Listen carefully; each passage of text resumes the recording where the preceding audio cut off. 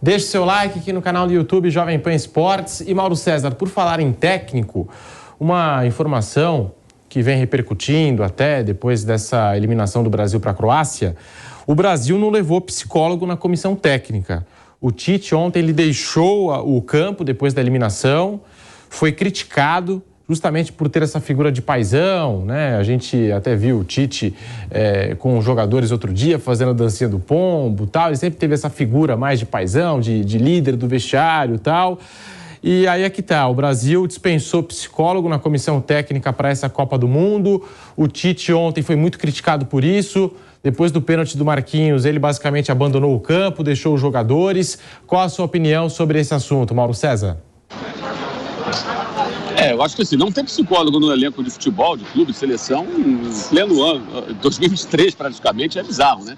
É importante demais ter o trabalho do psicólogo que conviva com os jogadores, que entenda de futebol, entenda dos anseios entenda de futebol e entender dos anseios de um profissional de futebol, o tamanho da cobrança, o que está em jogo. É uma coisa também muito importante. Tem gente agora que fala assim, não, sempre fica achar um culpado. Não se trata de culpar ninguém, gente. Ninguém está botando ninguém na cruz, ninguém está querendo linchar o Tite. Agora, da mesma maneira que se você é vitorioso, você tem sucesso, você é catapultado à glória, você também vai ser criticado se o trabalho for ruim. É assim mesmo, se você ocupa uma grande posição. Isso não vale só no futebol, vale em todas as modalidades esportivas. Isso vale na política, né? Isso vale em outros campos, isso vale nas artes. Se você faz sucesso, você é o máximo. Mas se você faz um trabalho ruim, você vai ser criticado. É assim que funciona. Não dá para ser diferente. Não dá para ser chapa branca o tempo todo, gente. Estou dizendo para os coleguinhas mais chapa branca possível. Não dá para ser chapa branca o tempo todo. Vamos ter um pouquinho também de espírito crítico. Não basta a falta de autocrítica da comissão técnica do Brasil, que parece que não percebeu. E nessa falta de autocrítica, eu vou bater no ponto que você abordou. Talvez a comissão técnica, a CBF, achassem que aquelas frases patéticas de autoajuda que foram pintadas nas paredes onde o Brasil ficou concentrado bastassem. O Tite é um bom técnico, um bom sujeito, é um cara legal, eu gosto dele. Mas ele não é um pensador moderno, não é um filósofo. Eles colocaram aquelas frases bobas, pueris, nas paredes. Eles fotografaram aquilo, foi divulgado quando os jogadores chegaram naquele ambiente. Aquilo não basta. Aquilo não basta. E aí tem um detalhe que é importante. Tem uma matéria do UOL, publicada ontem, depois do jogo, que dá um pouco dos bastidores do vestiário, e os jogadores transtornados, chorando copiosamente, arrasados, inconformados. Gente, isso para mim, assim, não vi, claro, mas eu analisando, eu penso, esses rapazes não estavam preparados minimamente para algo que poderia acontecer. E aconteceu, a derrota. Você está jogando contra a vice-campeã mundial. Você pode perder. Há o risco da derrota, sim. Há o risco, você tem que estar preparado para ela, tem que entrar em campo. Isso até é importante, até para você entender o jogo. Eu estou aqui e esses caras podem me derrotar. Então, quando você tem um time que desaba emocionalmente a esse ponto, me parece claro que eles, no íntimo, não estavam preparados para isso. A derrota é dolorosa, mas se você acha que ela está fora do seu script, do seu roteiro, ela vai doer mais ainda. Entendeu? Isso me lembra muito essa Copa de 82. Eu aprendi isso na Copa de 82. Na época eu estava começando ainda na faculdade, não tinha ainda começado na profissão, comecei no ano seguinte. E como torcedor, né? E aquela seleção foi a última seleção que eu torci para valer mesmo, foi de 82, 86 mesmo, depois não mais. Não torço para seleção nenhuma. Mas 82, como torcedor, os nossos jogadores, os times brasileiros jogando, aquele time maravilhoso, eu nunca imaginei que o Brasil pudesse perder para a Itália. Naquele 5 de julho eu aprendi essa lição, nunca esqueci. Falei, cara, sempre você tem o risco de, por mais que pareça que não. E eu nunca vou esquecer do Zezé Moreira no programa da TV Globo, na véspera do jogo, à noite, ele era observador, o seu Zezé era observador do Tele Santana, e ele foi ver os jogos da Itália. E ele faz um alerta no programa de televisão para os riscos que a Itália apresentava para o Brasil. E que a Itália tinha derrotado a Argentina assim. A Itália que empatou os 3 jogos da primeira fase. Até meio que riram dele, os integrantes daquela mesa redonda na época. E o seu Zezé estava certo. A Itália foi lá, ganhou do Brasil, ganhou todos os jogos, foi campeão do mundo. Paulo Rossi voltou a marcar os gols justamente contra a seleção brasileira. Então você tem que estar sempre preparado para isso. Eu posso perder. Tem um cara do outro lado ali, um time que quer me vencer. E me parece que esse time não estava preparado para isso. Então quando ele viu ali no campo que a derrota flertava com o Brasil, que ela estava perto, os rapazes desabaram. Eu acho que isso merece também uma discussão mais profunda, interna, um entendimento. O que aconteceu, afinal? Porque você vê as reações, elas são assim, de um total despreparo para algo que podia acontecer, como aconteceu. Aliás, aconteceu nos últimos anos, né, gente? Não é novidade nenhuma. O Brasil também está acostumado a isso, né? E se preparar para isso. Pô, a gente tem que entrar em campo sabendo que esses caras podem eliminar a gente. E a Croácia é vice-campeã mundial. Não é um time qualquer, mas vinha jogando mal e tal. Eu volto à Itália. A Itália empatou 3 jogos na Copa de 82. Quando que o futebol brasileiro vai aprender a lição? Quando? Da mesma maneira que a Croácia se arrastou, a Itália também empatou 3 jogos na Copa de 82, ganhou da Argentina de 2-1 e meteu 3-2 do Brasil, despachou aquele time maravilhoso daquela Copa do Mundo da Espanha. Então, acho que não é só questão do psicólogo, não. Psicólogo, um pouco de memória, um pouco de humildade, talvez, né? Que talvez tenha faltado. E aí, quando você se depara com a realidade dura ali de uma derrota que está se avizinhando, talvez você não esteja preparado para lidar com isso e seja ainda pior. Flávio Prado, na ausência de um psicólogo, o Tite foi o motivador dessa seleção brasileira. E aí, o que você pensa sobre esse assunto? Tem muita gente falando também da postura do Tite, que logo após o pênalti do Marquinhos, ele abandonou o gramado de jogo, deixou os jogadores, e essa ausência de um psicólogo na comissão técnica do Brasil.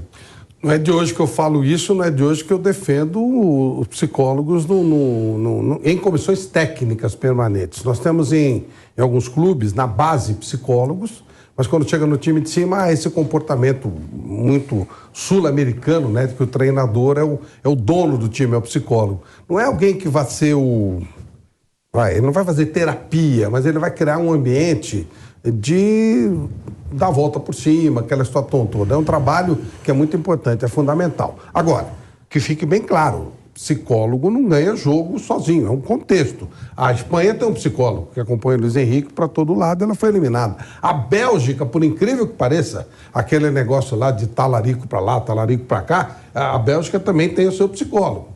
Então, funcionou em 2018 e agora não funcionou. Então, preciso muito cuidar. Mas eu acho absolutamente necessário, nos dias de hoje, todos os seres humanos, em quaisquer funções, e principalmente funções desse esporte aí, que você vai representar uma nação, com a importância que se dá ao futebol no Brasil, seria muito importante que fosse agregado à comissão técnica, um grupo de pessoas que pudessem ajudar o todo, a equipe como um todo. Um coach, um psicólogo, até um assistente social para cuidar do lado mais familiar. Acho que você pode compor uma equipe de trabalho, né, que fosse olhar esse lado humano do jogador. Portugal começou a fazer esse trabalho há bastante tempo e evoluiu demais no futebol. Eu cito sempre o professor Manuel Sérgio, a partir da ideia dele de olhar o jogador como um ser humano, com suas dificuldades, com seus problemas, e que vai acarretar no time um jogador não tão bem preparado psicologicamente. Evoluiu muito a seleção portuguesa depois dessa ideia. Eu acho essa ideia fundamental para qualquer grupo de trabalho, e no futebol não é diferente, na seleção brasileira mais ainda. E aí, Bernardo Ramos, faltou um psicólogo na comissão técnica do Brasil? Também, não só isso, mas também, claro, né? Agora, eu queria até pegar um gancho aí sobre o que falou o Mauro em relação à memória, né, e a lembrança de coisas que aconteceram ao longo das Copas do Mundo aí, em que o Brasil se deu mal, e faz tempo, né, que vem se dando mal. O camarada chora, né? Entra nesse estado aí emocional ao qual o Mauro se referiu há pouco. Pô, me lembro de 2014, cara. O Thiago Silva chorando antes de os pênaltis começarem, né? Naquele Brasil e Chile.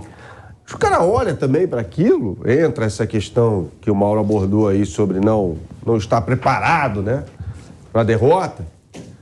Mas entra também, o cara olha, deve olhar para o lado assim e falar, pô, o time não tá jogando aquilo que pode, né? E aí o cara desaba. Fala, pô, dava, né, com o talento que tem aqui. Em 2014 o time era uma bagunça, era uma esculhambação. O Chile deveria ter vencido o Brasil, né? O Peneira meteu uma bola no travessão no finalzinho do jogo, da prorrogação. Se ele faz o jogo, pronto, né? Então, acho que passa por isso também, né? O cara olha, no caso do Thiago Silva, pra mim foi claramente isso, né? O cara olha assim e fala, caramba, tomamos um banho de bola do Chile. Acho que o Brasil não tomou um banho. No primeiro tempo, a Croácia levou o jogo como quis. E no segundo tempo também, a gente, na prorrogação também, a gente vai falar sobre isso daqui a pouco. Mas isso é muito importante, cara, né? O cara olha e fala, pô, e aí? E o Thiago Silva também teve aquela questão da abraçadeira, lembra? Aquela crise da abraçadeira de capitão. Tiraram a minha abraçadeira, não conversaram comigo, não sei o quê e tal. essas duas crises, né, com o Thiago Silva, eu lembro. E para você, Márcio Reis, essa questão que envolve o Brasil, o Tite, na ausência de um psicólogo, a gente viu o Tite como esse motivador do vestiário, como alguém que estava conduzindo, né, esse fator emocional do vestiário, esse fator psicológico. E aí, Márcio Reis? Eu acho que falta e não é de hoje, acho que faz tempo, né? 2006, acho que foi uma das seleções mais bagunçadas e desorganizadas que a seleção brasileira já teve, né? Com as 4R, quadrado mágico, descompromisso total com o futebol dentro das 4 linhas. E daí pra frente a gente vê que sempre faltou esse tipo de apoio para os jogadores. Nessa seleção agora, principalmente, acho que no jogo de ontem, é nítido você vendo quando o Brasil sofre o gol, os jogadores esmurecem assim de uma forma grotesca. Todos os jogadores, uma sensação, uma cara de que o mundo havia acabado. Os jogadores realmente não estavam preparados para aquele momento. Sofreu um gol de empate, não contavam com isso. Parece que o gol do Neymar, como eu já tinha falado antes, o gol do Neymar, parece que ali já acabou o jogo. O Brasil classificou e aí estava tranquilo, ele não contava com isso. Então o brasileiro precisa muito, até mais, por causa da conta dessa cobrança que toda vez a seleção brasileira tem. A seleção tem 5 estrelas no peito, vai em busca do ex, tem que jogar bonito, é o Brasil, o brasileiro é acostumado com o futebol. O que teve nessa Copa do Mundo com o Tite, eu acho que ele fracassou também nessa campanha nesses últimos 6 anos, mas ele conseguiu fazer uma coisa que eu não vi há muito tempo. O brasileiro está muito confiante que o Brasil poderia ser campeão. Dessa vez, eu acho que o brasileiro estava extremamente feliz e contente com o que a seleção poderia propor, né, para esse ano de 2022. Fez uma campanha de eliminatória histórica, melhor pontuação, melhor marca das eliminatórias, veio com pompa de poder jogar e poder jogar muito bem, favorita ao título do Mundial, assim como outras seleções também ao seu lado, mas estava ali no bolo das favoritas. Acho que por tudo isso o brasileiro não estava preparado para essa derrota e precisa de um acompanhamento psicológico também, além de tudo que a gente falou dentro de campo, mas na parte psicológica precisava sim. Mauro, um abraço a você. Você estava no estádio, logo, eu não sei se você teve essa impressão ou se o campo mostrou isso para você, né? Mas o Brasil, até publiquei isso na minha rede social há pouco, sofreu com um contra-ataque croata 2 minutos antes do gol do Neymar, né? Em que há 5 jogadores brasileiros na área, perto dela. O Petkovic faz uma jogada ali pelo lado esquerdo, dá uma caneta no Casemiro, passa pelo Militão, cruza para trás, o Brozovic chega sozinho para chutar e chuta para fora. Eu falava aqui, Mauro, há pouco sobre o time. A gente pode discutir se avançou muito, se deveria ter se defendido, enfim. Mas olhando pela televisão, pelo menos, eu vi um time bastante afastado, né? Os jogadores que ficavam à frente daqueles que estavam atrás. E isso é mostrado, tanto nesse lance quanto no gol que viria depois. Você percebeu isso no campo ou eu estou falando bobagem, Mauro? Eu acho que sim, acho que foi isso exatamente que você falou, Bernardo. E eu acho que isso foi se acentuando com o passar do tempo, né? E com a falta do gol, o resultado que o Brasil não queria, aquele 0-0, essa desorganização, esse espaçamento, ele foi ficando mais claro. E o Petkovic, né, que de fato é um trombador, um jogador de pouquíssimos recursos, ele errou tudo, menos essa jogada individual, que ele se livrou da marcação de forma até espetacular, né? Uma jogada bonita, e serviu o Brozovic que chutou para fora, de fato um pouquinho antes do gol do Neymar, do golaço do Neymar, e fez o gol. Fora isso, ele errou tudo. E o mais incrível, o Brasil foi eliminado numa jogada do Orsic para o Petkovic. Esses 2 jogadores jogam no Dinamo Zagreb, né? Isso é um time tradicionalíssimo da Croácia, mas a gente sabe, o futebol croata é um futebol de poucos recursos econômicos. Os melhores jogadores croatas atuam em clubes mais relevantes da Europa. Então foi com 2 jogadores domésticos e um goleiro também do Dinamo Zagreb. Então com jogadores domésticos, digamos assim, que passam muito longe do primeiro escalão do futebol internacional. Esses caras foram chave, né? Foram vitais para a classificação da Croácia contra o Brasil. Detalhe, o goleiro, não, foi o titular. Mas esses 2 homens vieram do banco, Orsic e Petkovic. Com toda a limitação do Petkovic, funcionou. Então você percebe que o trabalho do técnico foi melhor do que o trabalho do Tite. Ele conseguiu montar a equipe dele de forma mais adequada para enfrentar o Brasil e quando precisa ele mexeu em jogadores que funcionaram. Vou dar um outro exemplo. Ontem a Argentina jogou com 3 zagueiros com a entrada de Lisandro Martínez. Meio que espelhou ali a forma como joga o time do Van Gaal, a Holanda, 3 zagueiros. O único time que sempre jogou com 3 zagueiros. Preocupação, tentar reforçar os lados, neutralizar especialmente o lado do Dumfries, que tinha deitado e rolado contra os norte-americanos. Resultado, primeiro gol, Molina, é o lateral jogando como ala no espaço, entra na bola do Messi, faz 1-0. Segundo gol da Argentina, pênalti, em quem? Acunha, o ala é pelo lado esquerdo, que nem ala era ponta esquerda o Acunha, lá quando jogava ainda no futebol argentino, no Racing, foi para a Europa, virou meio que lateral, ala. Ou seja, até o Scaloni, que é um técnico jovem de pouca experiência, ele muda a forma da Argentina jogar de um jogo para outro, no meio do jogo, muda o sistema, o Brasil não mudava. O Brasil continua ali estático da mesma maneira, mesmo o jogo mostrando de forma escancarada que aquela não era a melhor maneira de se comportar. E esse espaçamento que você citou, essa bagunça até, né? Eu acho que foi um pouco reflexo disso. O time não conseguiu ficar agrupado, o time não tinha aproximação para reter a bola, para quebrar o ritmo da Croácia. E à medida que o tempo vai passando, né? Vai batendo um certo desespero, ansiedade. O Brasil era o time pressionado pela vitória e deu no que deu. Poderia ter tomado de fato o gol naquele arremate do Brozovic, que acabou sendo ruim, uma jogada muito boa da Croácia, e acabou tomando no cenário ainda pior, que era quando o jogo era para estar controlado. Quando o Brasil faz 1-0, é como se diz, não, aí no meio futebolístico, né? O jogo acabou, não acontece mais nada. O que você faz? Você acaba com o jogo. Você picota o jogo, amarra o jogo, se fecha ali, deixa ali algum jogador numa rota de fuga para prender a bola no ataque, e vamos que vamos. O Brasil nem isso conseguiu fazer, pelo contrário, se expôs de uma maneira que acabou sendo fatal.